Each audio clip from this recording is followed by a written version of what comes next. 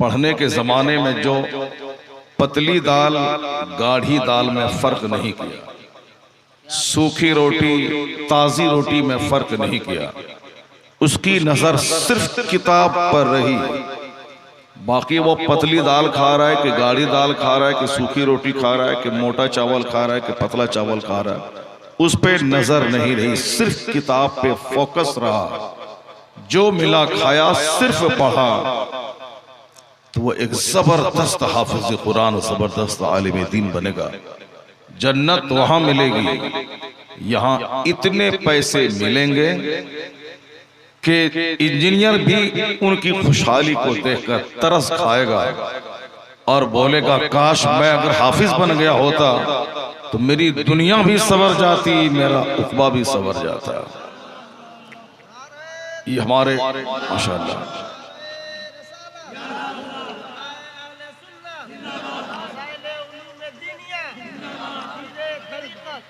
इसलिए मैं कभी कभी मशवरा देता हूं कि अगर 100 घर की आबादी है, सारे लोग 1,000 रुपए अपनी आमदनी में से काट कर मस्जिद को दे दिया तो 1 लाख रुपए बहाना होना।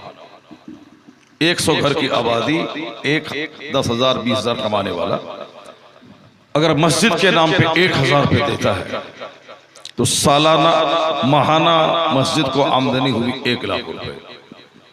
अगर इमाम को 30,000 रुपए माहाना वो तनख्वाह दिया, बाकी पैसे मस्जिद के दूसरे अखराजात के लिए, नहीं तो कम से कम 500 रुपए महीना अपनी आमदनी में से काट कर मस्जिद को दिया। 100 घर की आबादी है तो कितने पैसे होंगे? 50,000 रुपए पर मंथ। तो 50,000 में 25,000 रुपए सिर्फ इमाम की तनख्वाह, बाकी 25 में दूसरे अखराजात। तो जब मैं फैसला करूंगा कि मेरे पास 2 बेटा है, मैं उसे इंजीनियर बनाऊं या हाफिज कुरान या आलिम दीन बनाऊं, तो मैंने देखा कि एक इंजीनियर पढ़ने के जमाने में नमाज छोड़ता रहा, जब इंजीनियर बना तो भी नमाज छोड़ता रहा, लाखों में कद्दू का नमाज पढ़ा। इंजीनियर बनने में 25,000 माहाना कमाया, आखिरत गई, जन्नत गई। एक वक्त की नमाज जो जानबूझ के छोड़ता है उसे 80 बरस तक जहन्नम की आग में जलना पड़ेगा। पढ़ने के जमाने में नमाज छोड़ता रहा, पढ़ने के बाद नौकरी करने के जमाने में नमाज छोड़ता रहा, दुनिया आखिरत दोनों तबाह हो गई। और इंजीनियर अगर नमाजी भी बन जाए, पैसा कमा ले, तो भी उसे स्टेज पर बिठा के लोग उनका हाथ नहीं चूमते हैं। जुमा के दिन मेंबर पे चढ़ा के लोग उनके हाथ को बोसा नहीं देते हैं। लेकिन एक आलिम बाअमल हाफिज कुरान अगर जुमा के दिन इमाम बन के मेंबर पे चढ़ते हैं तो बैरिस्टर नीचे, लॉयर नीचे, एडवोकेट नीचे, प्रोफेसर नीचे, रजिस्ट्रार नीचे, डीएम नीचे, हत्ता के पाकिस्तान का प्रधानमंत्री वो नीचे, और एक गरीब घर का हाफिज कुरान बच्चा मेंबर पे चढ़ जाता है। सुभान अल्लाह। और नमाज से फारिग होने के बाद प्रधानमंत्री भी उनका हाथ चूम रहा है, चीफ मिनिस्टर भी हाथ चूम रहा है, साहब डिस्ट्रिक्ट मजिस्ट्रेट उनसे दुआएं ले रहा है, पैसा भी है और इज्जत भी है। तो एक बाप के सामने अगर ऑप्शन हो कि मैं बेटे को कहां पढ़ाऊं, इंजीनियर बनाऊं या हाफिज कुरान बनाऊं, तो सबसे पहले एक बाप हाफिज कुरान की इज्जत, मस्जिद की मेयारी तनख्वाह को देखकर फैसला लेगा। यहाँ आखिरत भी है और यहाँ दुनिया की हरियाली भी है। इसलिए इंजीनियर न बना करके मैं अपने बेटे को हाफिज कुरान बनाता हूँ, आलिम दीन बनाता हूँ। इसलिए हर मस्जिद के जिम्मेदार और मदरसे के जिम्मेदार को चाहिए कि ऐसा दुनियावी एतबार से भी इतनी इज्जत आलिमों हाफिजों को दें। इंजीनियर बाद में बनाने का सोचा जाए, हाफिज कुरान पहले बनाने का सोचा जाए। अगर तनख्वाह रही 5,000 और हमने नौकर गुलाम मौलवी को समझ लिया तो करोड़ों में एक आलिम हाफिज नहीं मिलेगा।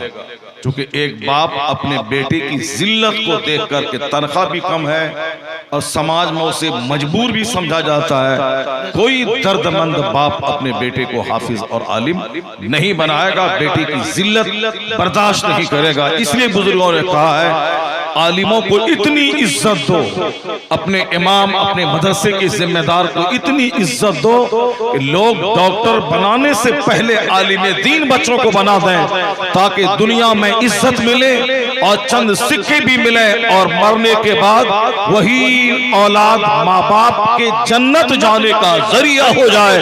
आया है हदीस में, जो हाफिज कुरान बनता है उसके माँ बाप को इज्जत का ताज ऐसा पहनाया जाता है, उस ताज की चमक के सामने दुनिया के सूरज की रोशनी फीकी पड़ जाती है। सुभान अल्लाह, सुभान अल्लाह, माशाअल्लाह। तो मेरे कहने का मतलब है कि डॉक्टर बनने का मतलब दुनिया कमाना, इंजीनियर बनने का मतलब दुनिया कमाना, आलिम हाफिज बनने का मतलब दुनिया भी कमाना, जन्नत भी कमाना।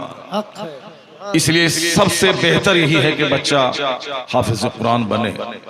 और अगर हमने 5 लाख कमाने वाला इंजीनियर बनाया बच्चे को, मरने के बाद यह बच्चा मैदान महशर में जाएगा, माँ बाप उससे एक नेकी की भीख मांगेंगे कि मेरे लाल, मैंने तुम्हें 1 करोड़ रुपए खर्च करके मेडिकल कॉलेज में एडमिशन करवाया, मैंने तेरा हर नाज उठाया, मैंने खुद अपने आप को मुसीबत में डालकर तुझको मैंने पढ़ाया, एक नेकी की वजह से जन्नत का मामला मेरा अटक गया है, दे दो। तो बच्चा बोलेगा, अब्बू ये दुनिया होती तो जान दे देते, खून का एक कतरा निचोड़ देते, ये आखिरत है, कोई किसी का पुरसाने हाल नहीं है। आखिरत का एक दिन 50,000 साल का होगा, जमीन तांबे की सवा नेज़े पे आफताब होगा, गर्दन तक लोग पसीने में शराबोर रहेंगे, एक दिन 2 दिन नहीं, 25,000 साल, आधा दिन।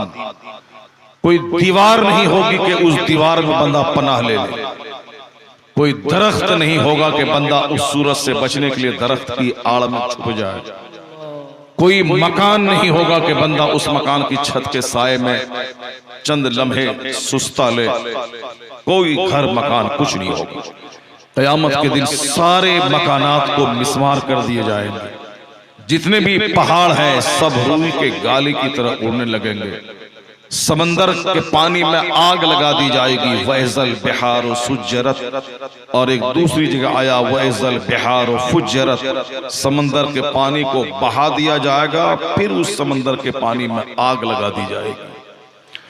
यानी नदी नाला डेजर्ट पहाड़ रेगिस्तान कुछ नहीं रहेगा, जमीन परपट मैदान हो जाएगा। जरा गौर से सुनिए, इधर जलसा में आने का मतलब है कि जब बंदा यहां से लौटे तो दुनिया की मोहब्बत घट जाए, जन्नत का शौक बढ़ जाए। सुभान अल्लाह, सुभान अल्लाह। यहाँ नेता को बोला करके भाषण नहीं दिलवाया जाता है, बंबई से किसी हीरो को बोला के नहीं नचवाया जाता है, किसी दारोगा को बोला के झूठ की खेती नहीं की जाती है, एक मौलवी को बोला करके आखिरत की बात बताई जाती है। और आखिरत के सामने ये दुनिया, जो दुनिया हमारे लिए बहुत बड़ी चीज है, डीएम बनाना, इंजीनियर बनाना, 10, 20, 50 करोड़ रुपए खर्च करके बड़ा बिजनेस करना, ये दुनिया की हैसियत आखिरत के सामने एक कतरा पानी की है। हुजूर कहते हैं कि तुम में से कोई अपनी उंगली समंदर में डाले, फल यनजुर बिमा यरजा, फिर वो देखे कि ये उंगली में कितना, इस उंगली में कितना पानी लगा है। समंदर में उंगली डालो, उंगली निकालो तो एक कतरा पानी। तो हुजूर कहते हैं यही मिसाल दुनिया और आखिरत की है। मरने के बाद की जो दुनिया है वो एक अपार समंदर की मानिंद है, और ये दुनिया उसके सामने एक कतरा पानी। तो हमारी सारी जद्दोजहद, सारी मेहनतें सिर्फ इसी दुनिया को खुशहाल बनाने के लिए है। और जो दुनिया एक कतरा पानी की मानिंद है और जो समंदर की मानिंद है, उसके लिए हमारी कोई एक्टिविटीज नजर नहीं आती। इसलिए जो बोले कि डॉक्टर बनो कामयाब हो जाओगे, वो एक कतरा आपका चाहने वाला है। जो बोले कि इंजीनियर बनाओ दुनिया में नौकरी मिलेगी, बेटा 10 लाख महीना कमाएगा, घर बनाओगे, जमीन खरीदोगे, वो सिर्फ एक कतरा आपकी भलाई चाहता है। जो बोले कि बच्चों को आईएएस ऑफिसर बनाओ, डीएम बनाओ, बीडीओ बनाओ, सीओ बनाओ, खूब पैसा कमाओ, पटना से लेके दिल्ली तक हर शहर में मकान बनाओ, 1 करोड़ की गाड़ी पे चलोगे, वो आपका सिर्फ एक कतरा आपका फायदा चाहता है। लेकिन जो बोले कि नेक बनो, नमाजी बनो, मुत्तकी बनो, गुनाह से बचो, फूस के घर में रहो मगर गुनाह ना करो, पैदल चलो मगर गुनाह ना करो, सूखी रोटी खाओ मगर गुनाह ना करो, नमाज रोजे हज जो ज़कात की पाबंदी करो, अगर कोई ऐसा कहता है तो ये समझ लें ये आपका भला समंदर के मानिंद चाह रहा है। जो डॉक्टर बना के पैसा कमाने का फॉर्मूला देगा, एक कतरा आपका शुभ चिंतक है, और जो आपको नेक बना के जन्नत का रास्ता दिखलाए वो मिसले समंदर आपका खैर आपका शुभ चिंतक है। चूंकि आकाए दो अलैहिस्सलाम ने फरमाया कि इस दुनिया और उस दुनिया, मरने के बाद की जो दुनिया है उसकी मिसाल एक कतरा पानी और समंदर की है। तो जो लोग कहते हैं कि कमाओ, खूब पढ़ो लिखो, डॉक्टर बनो, इंजीनियर बनो, वो आपका असल शुभ चिंतक नहीं है। ये दुनिया में मैं 1 करोड़ डेली भी कमा लूं तो कितने दिन तक जिंदा रहूंगा? 60-70 साल। 70 साल के बाद कहां जाना है? वो कब्रिस्तान, जहां कब्र में मेरा सारा जिस्म सड़ जाएगा, सांप और बिच्छू कब्र में होंगे, ऊपर में गाय बैल भैंस चरते पेशाब पखाना करेगा, 1-1 हजार जमीन का जोतने वाला, 1-1 हजार बीघा जमीन का जोतने वाला, उसकी कब्रों पे जानवर चर, कुत्ते पेशाब कर रहे हैं, कोई पुरसाने हाल नहीं। लेकिन जिसने दुनिया की सल्तनत छोड़ दी, बादशाहत को त्याग दिया, फकीरी इख्तियार करते हुए ईरान से चल के बंगाल आ गए, सारी जिंदगी मोटा छोटा पहना, रूखा सूखा खाया और दीन की तबलीग की शादी तक नहीं किया, घर मकान तक नहीं बनाया, बादशाहत को थूक दी, ठोकर मार दी। मालूम है अगर वह बादशाह रहे होते सिमना के तो बादशाहों की तारीख में एक नाम उनका होता, तारीख में गुम हो गए होते।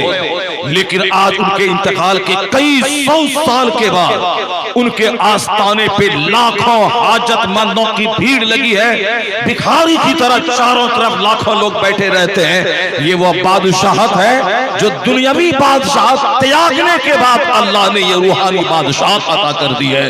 वो है अक्लमंद, वो है जो दुनिया छोड़कर आखिरत की बात करे। अक्लमंद वो है जो इस दुनिया के लिए 1% सोचे और 99% सिर्फ आखिरत के बारे में सोचे। ऐसा आदमी नहीं मिलेगा तुम्हें, कोई करोड़ों में कोई मिलेगा, और उन्हीं करोड़ों में अगर कोई मिल गया तो उनकी कब्रों पे जानवर नहीं चढ़ता है। उनकी जब तक वो जिंदा है बादशाह उनका तलवा चाटते हैं, जब तक वो जिंदा है उनके आस्थाने पे बादशाहाने जमाना झाड़ू लगाते हैं, और जब इंतकाल करके कब्र में चले जाएं तो उनकी कब्रों पे गिलहरी नहीं चलती, उनकी कब्र पे जानवर नहीं चढ़ता, उनकी कब्र पे कोई चूटी नहीं रेंगती, उनकी कब्र पे गुलाब चढ़ाया जाता है, चादर चढ़ाई जाती है, और दुनिया के सारे लोग उनकी कब्र की मिट्टी को आंखों का सुरमा लगाते हैं ताकि दुनिया जान ले कि दुनिया करने वाला जलील होता है और उकबा करने वाला दोनों जहान में सुरखरू और बाइज्जत होता है।